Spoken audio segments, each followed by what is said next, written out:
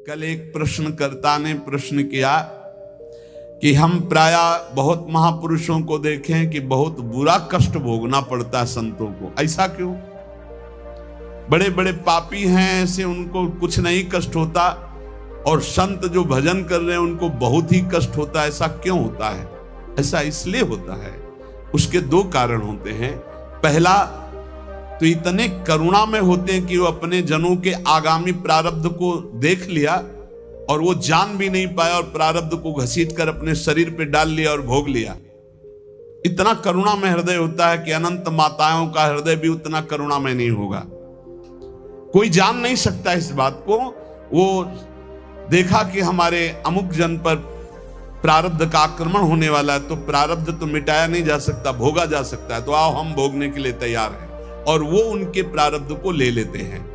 दूसरा, अनंत जन्मों का हिसाब बराबर होना है, भगवत प्राप्ति होनी। अब आखिरी जन्म है तो जो हिसाब है अनंत जन्मों का, पहाड़ का पहाड़ जमा था, छोटा छोटा भोग भोगते हुए, तो उनको लगता है कि जो संत महात्मा उनको बहुत कष्ट है। बिल्कुल कष्ट नहीं है, केवल प्रारब्ध भोग की लीला। वो दो प्रकार की, एक करुणा करके अपने जनों के प्रारब्ध को ले लेना, एक दूसरा अपने अनंत जन्मों के प्रारब्ध को भोग कर पवित्र होकर भगवान के धाम जाना।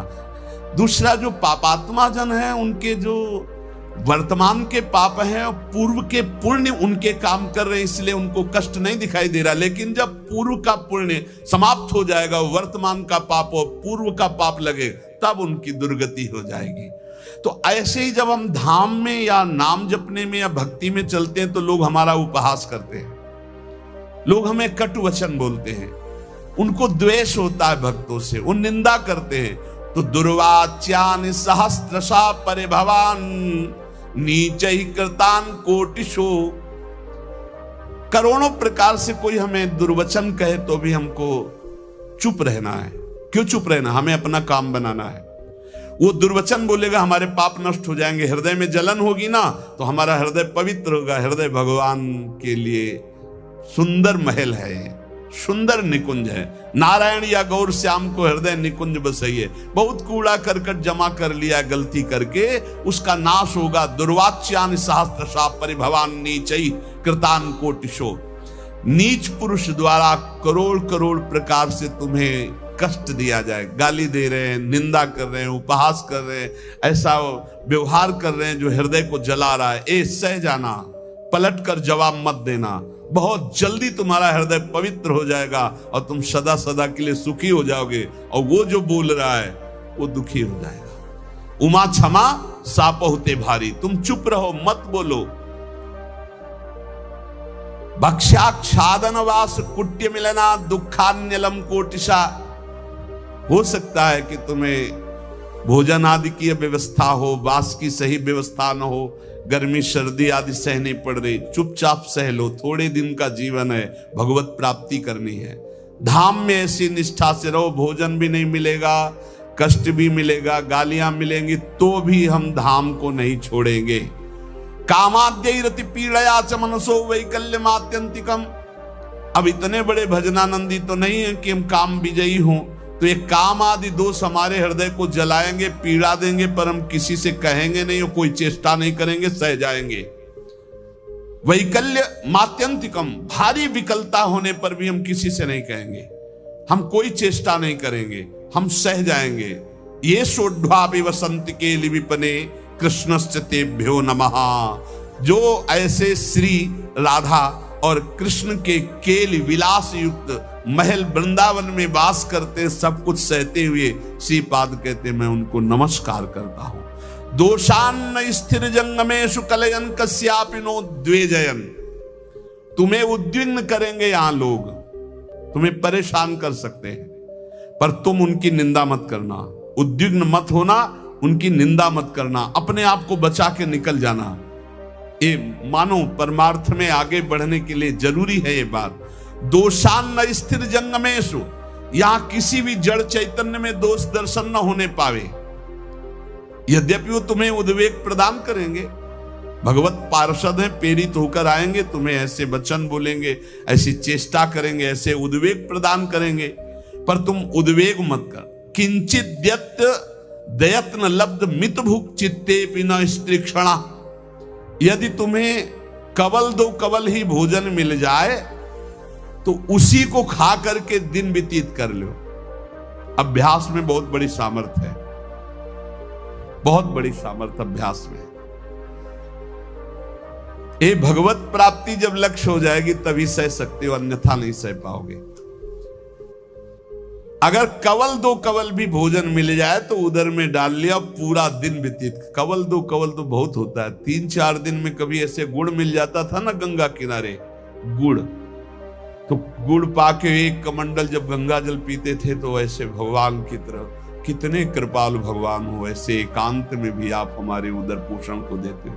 आज तुम 3 बार पाते हो, 1 बार भी भगवान हृदय से जय नहीं बोलते होगे, हृदय से जय नहीं बोलते होगे कि आहा कितने कृपालु प्रभु आप हो, आप कितना प्यार करते हो। कभी रोते हो प्रभु के प्रति, कितना प्यार है प्रभु का, हर व्यवस्था है, लेकिन कभी एकांत में जय जयकार हृदय से नहीं कर कि आपकी कितनी अपार कृपा है नाथ हम पर। और कह रहे मितभुक चित्ते पिन स्त्रीक्षणा, एक क्षण के लिए भी वृत्ति काम भोग के लिए किसी माता बहन की तरफ गंदी भावना से न जाने पावे। धाम में वास करते हो, ऐसी गलती ना होने पावे। श्री राधा मुरली धरोज्वल यशहा श्रणवन गृणन संस्मरन यो वृंदावन मावसेन मधुर धीर धन्याय तस्मै नमः। जो हर समय राधा मुरलीधर का निरंतर नाम जप करता है, यशोगान करता है, किसी माता बहन की तरफ काम भाव से एक क्षण भी नहीं देखता है, थोड़ा कवल दो कवल मिल जाए उसी से काम चला लेता है, रात दिन भजन में है पर लोग उसे गाली देते हैं, लोग उसको दुर्वचन बोलते हैं पर वो कुछ नहीं बोलता, सह जाता है। तो श्रीपाद कह रहे हैं धन्याय तस्मै नमः, वो धन्य हो गया, मैं उसे नमस्कार करता हूं। ऐसा हमारा जीवन श्री धाम वृंदावन के प्रति समर्पित हो। भावना कभी मिथ्या या कल्पना नहीं होती। उपासक को भाव से ही रसास्वादन मिलता है। भावोत्सवेन भजताम रसकाम धेनुम तम राधिका चरण रेणु माम स्म। यदि भाव नहीं उत्पन्न हुआ तो अभी जीवन सुन। साधना की अवस्था में आपको लाभ मिला है क्या? भाव।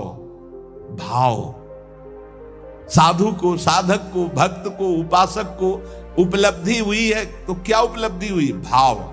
जैसे ज्ञान मार्ग में भी भाव है, ब्रह्म भाव, भगवत भाव में है सखा भाव, दास्य भाव, वात्सल्य भाव, गोपी भाव, सहचरी भाव, भाव की प्राप्ति होना।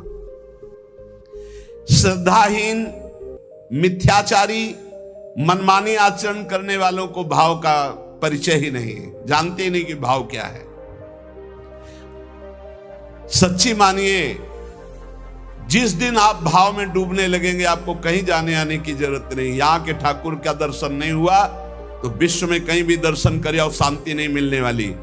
इसलिए जो भगवत कृपा पात्र होते हैं अंतर में घुसना प्रारंभ कर देते हैं, अंतर्मुख होकर के अपने हृदय देश के ठाकुर के दर्शन की चेष्टा करते हैं। हृदय के भगवान का साक्षात्कार हो गया तो सर्वत्र होगा, और सर्वत्र घूमे आप हृदय के ठाकुर का साक्षात्कार नहीं तो कुछ हाथ नहीं लगेगा। करके देख लो, मन चराए आओ, मन को घुमाए आओ, आंखें चराए आओ, लेकिन हृदय के ठाकुर का साक्षात्कार नहीं हुआ तो विश्राम नहीं मिलेगा। देखो, ये भाव राज्य है, इसमें स्थूल से सूक्ष्म, सूक्ष्म से सूक्ष्मतर और सूक्ष्मतर से सूक्ष्मतम में प्रवेश होता है। ये दिव्य भावना का लोक है। स्थूल, सूक्ष्म, कारण, भाव, चिन्मय, 5 भेद है। पहले स्थूल भाव बनता है। कैसे?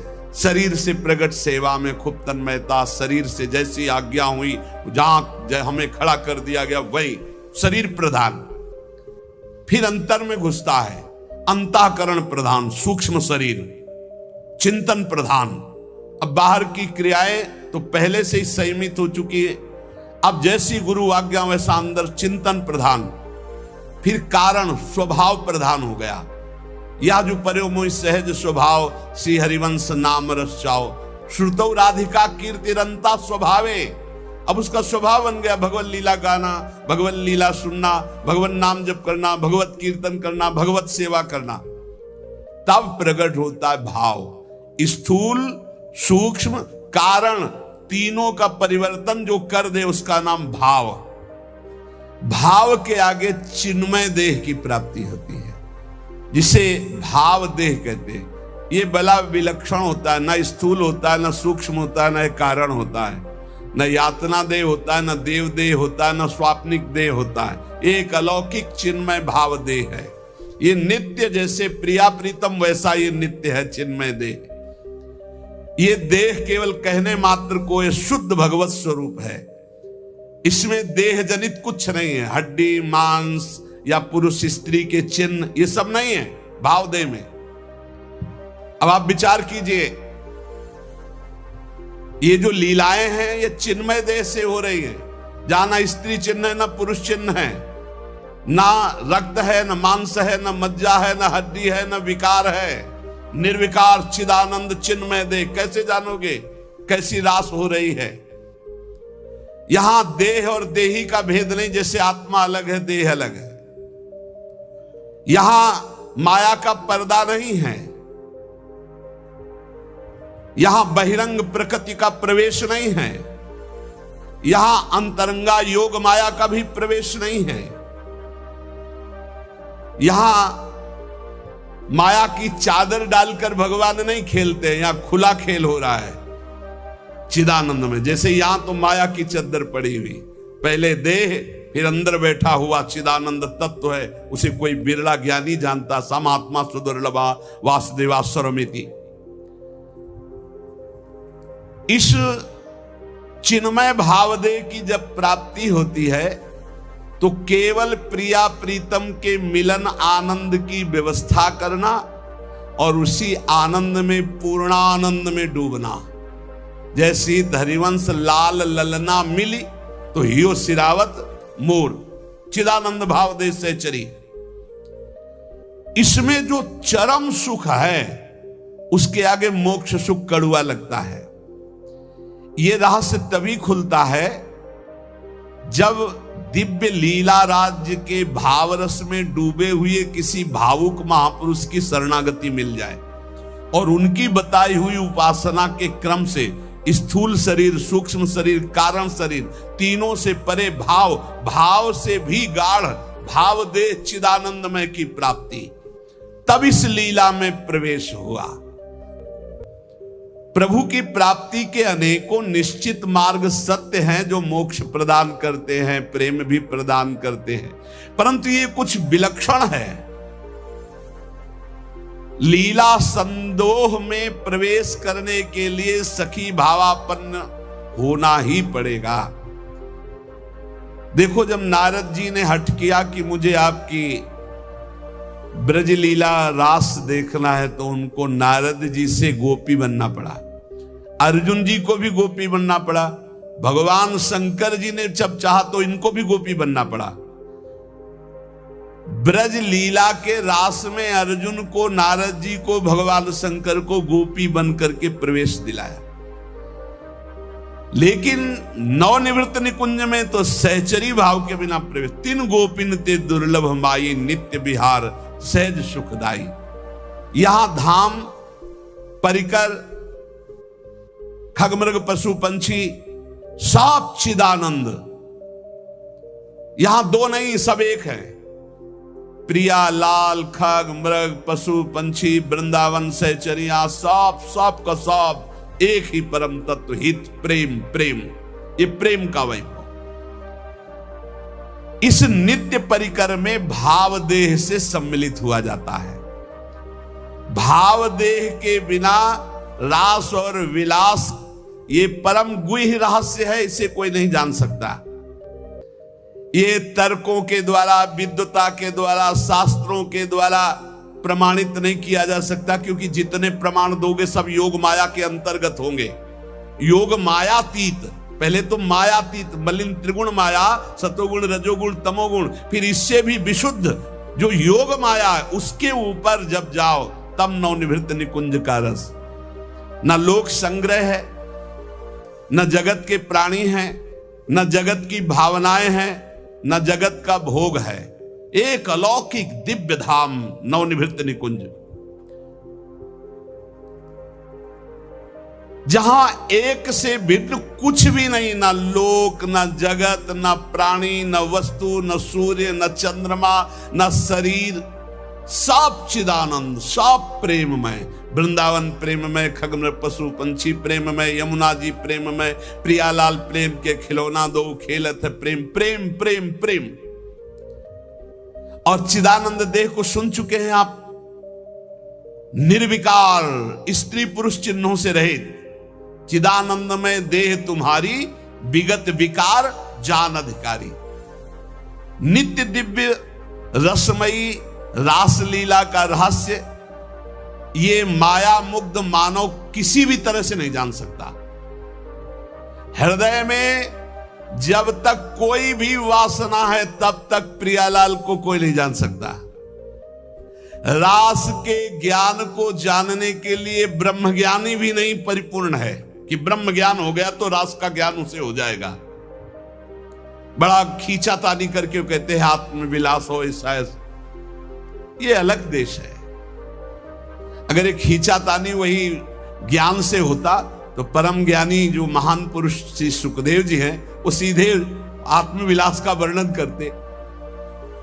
जगत के विषयों से त्याग वैराग्य उपरति, मोक्ष सुख का त्यागी, वो रास रस का अधिकारी जो पुरुष होता है उसकी स्थिति का वर्णन करते हुए कहते हैं जहां किंचन मात्र भी मैं का ख्याल ही नहीं रह गया। देखो, रास में प्रवेश पाने वाले भाव देह को प्राप्त हुए महापुरुष की स्थिति कैसे होती, वो देख रहा है।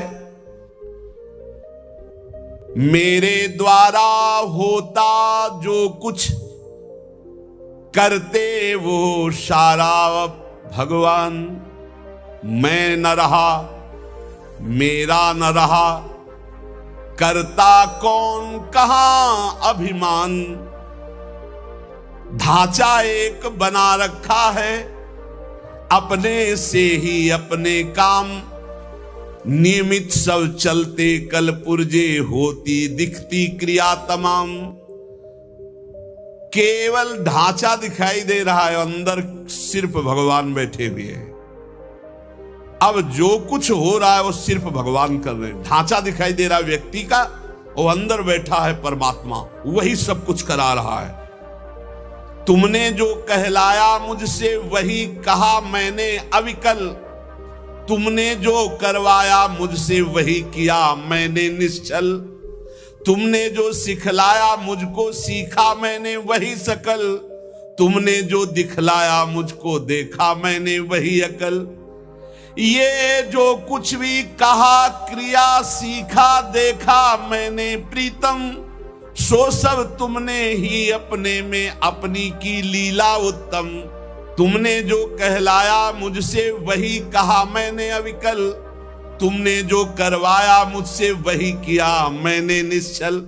ये उस जो भावदेव को प्राप्त हो रहा है, किंचन मात्र हम नहीं रह गया, वो देख रहा है प्रभु करा रहे हैं। मन मत कैसे होते मुझ में जब मैं ही हूं नहीं स्वयं, बना तुम्हारा सुख सदन तुम्ही से रहते हरदम। मन बुद्धि चित्त हम सब कुछ आपने अपहरण कर लिया, आप कार्य तो आपके द्वारा हो रहे। ओ शब्द में त्रुटि हो सकती, हाईजैक कहते, हाईजैक कहते, कर लिया हाईजैक भगवान ने, पूरा सिस्टम हाईजैक कर लिया। मन बुद्धि चित्त अहंकार इंद्रियां सबको भगवान ने। अब वो दिखाई दे रहा है केवल ढांचा करता हुआ, लेकिन क्रिया। किसी ने प्रश्न किया कि आपको मन परेशान करता जैसे हम लोगों को परेशान करता है? था, परेशान करता था जब मेरा मन था तब। जब मेरा मन था तब परेशान करता था, और जब उनका मन हो गया तो अब आनंद देता है, परेशान नहीं करता है, अब आनंद देता है। क्या स्थिति होती है? मेरे मन में नित प्रविष्ट रहे, ईश्वर का मन करता काम, ईश्वर के मन के ही होते उदय दिव्य संकल्प ललाम। अब जो मेरा मन था उसमें ईश्वर का मन आकर बैठ गया।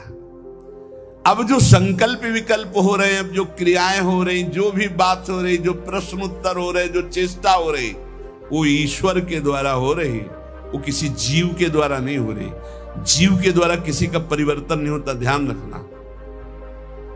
जो इसमें मैं था उसका अपहरण कर लिया गया, और उस मैं पे जो मैं है वो बैठ गया, अब अपना कार्य वो कर रहा है।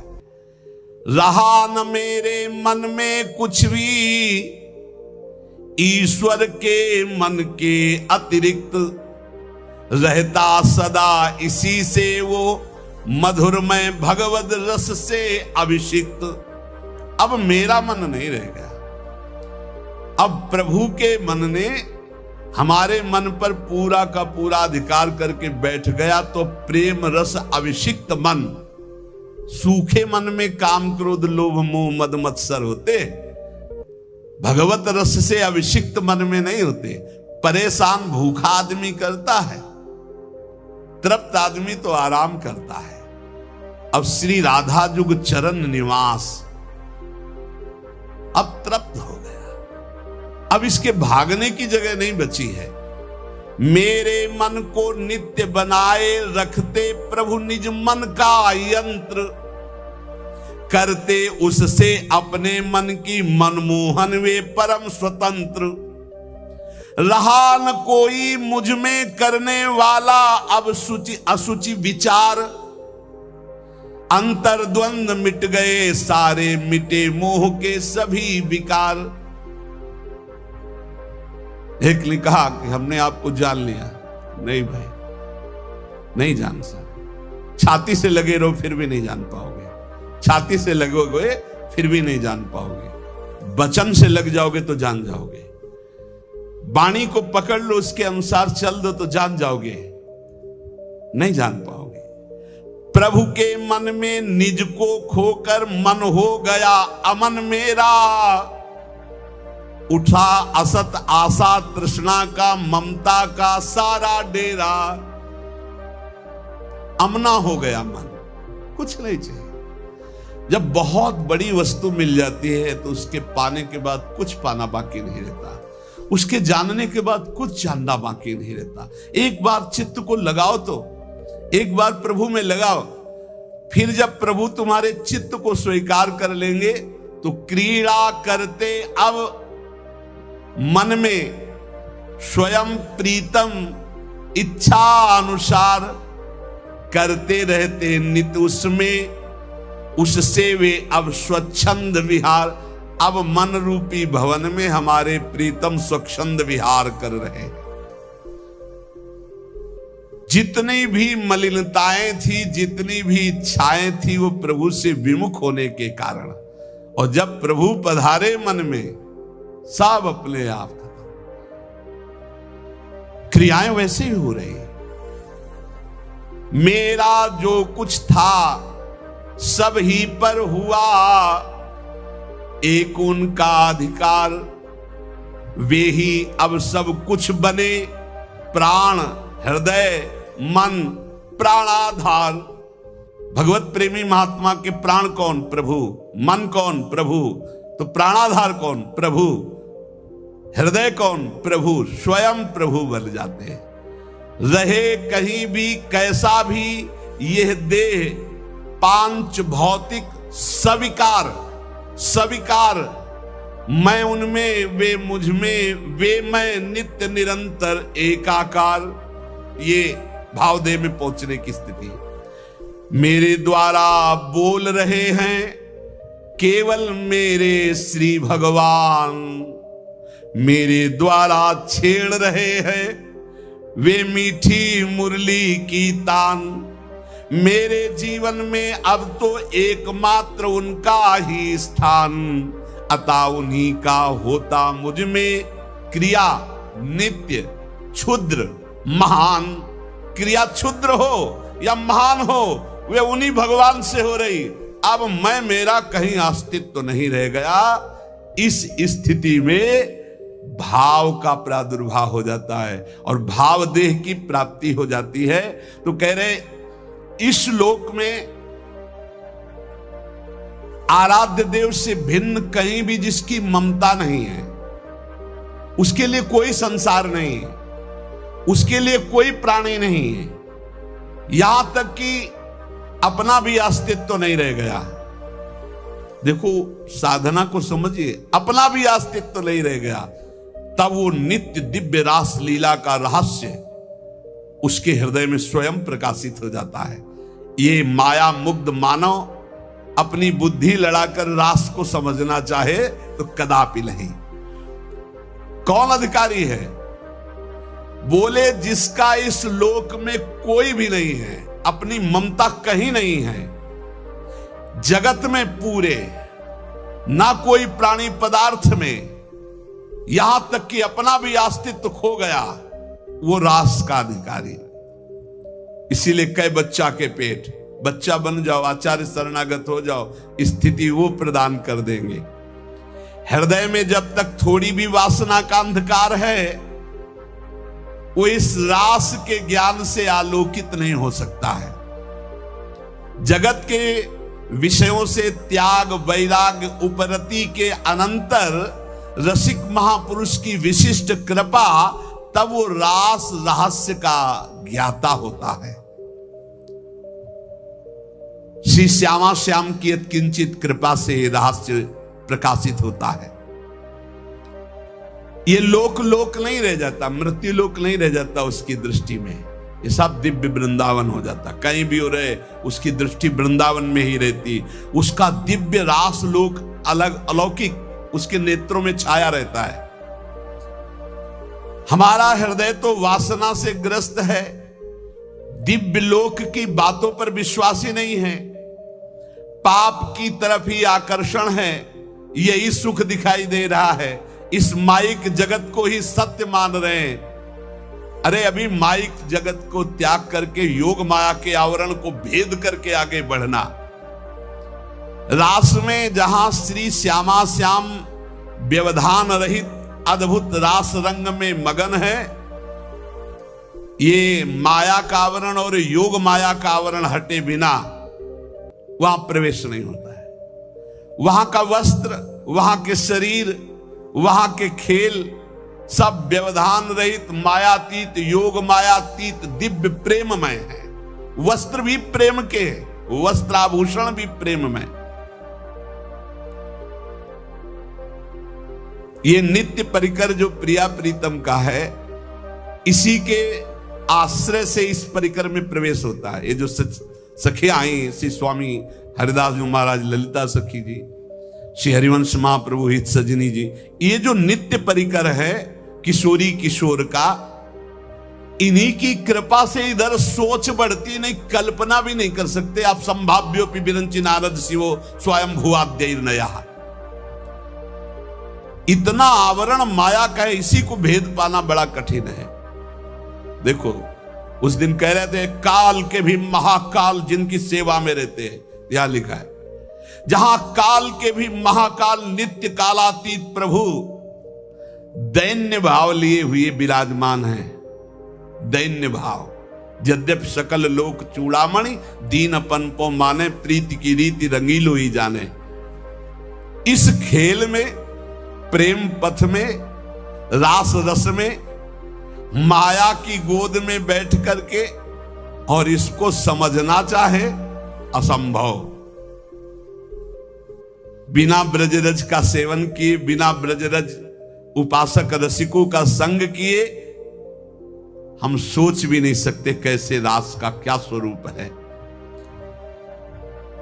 जब किसी रसिक महापुरुष का आलिंगन प्राप्त हो, आलिंगन का तात्पर्य तुरंत बाहरी भाव में आता है, कि वो हमको गले से लगा ले, लेकिन यहां इस आलिंगन की बात नहीं कह रही, तदात्म की बात। आप में समा गए, कोई रसिक महापुरुष आप पर कृपा करे और हृदय से आपके हृदय का आलिंगन कर ले, और आप पूर्ण त्रिभुवन में काम विजयी हो जाएं। कोई त्रिभुवन में मृत्युलोक की सुंदरता, क्या देव गंधर्व लोक की भी सुंदरता, ब्रह्मलोक की भी सुंदरता आपको आकर्षित न कर पावे। इस कोटि का वैराग्य जहां यत किंचन मात्र ब्रह्मलोक तक का कोई भी भोग आकर्षण न पैदा कर पावे, वो इस मलिन माया को पार करके ठीक उस रास लीला परम धाम की तरफ जाने का अधिकारी होता है। कितनी ऊंचाई चाहिए, इसीलिए बच्चा बन जाओ। बहुत ऊंचे नहीं बन पाओगे, बच्चा बन जाओ। साधारण मानव समाज अपने धर्म में तो चल नहीं पा रहा, वर्णाश्रम धर्म की तो बात ही दूर हो गई, वैदिक सिद्धांतों तक तो पहुंच ही नहीं हो रही है। धर्म का जब तक पालन नहीं, तब तक पाप वासना भ्रष्ट किए हुए कैसे कोई समझेगा प्रिया प्रीतम की बात। इसीलिए बड़े भाग्यशाली हैं अपने लोग जो प्रिया प्रीतम की बात कथन सुन। ये सब महामहिम बातें ये सुनने को नहीं मिलेंगी, नहीं मिलेंगी। आजकल श्रवण कथन का स्वरूप ही बदलता चला जा रहा है, एक उपहास, एक मनोरंजन, एक ऐसा।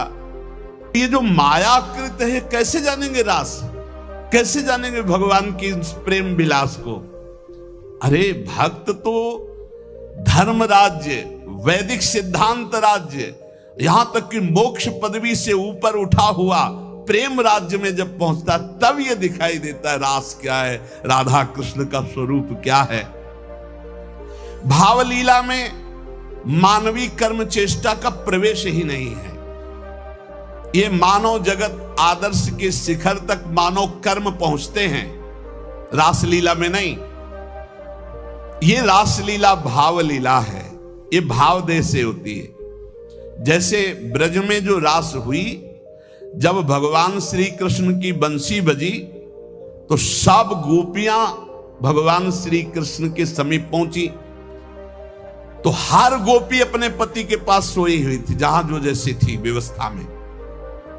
शरीर से एक भी गोपी नहीं गई।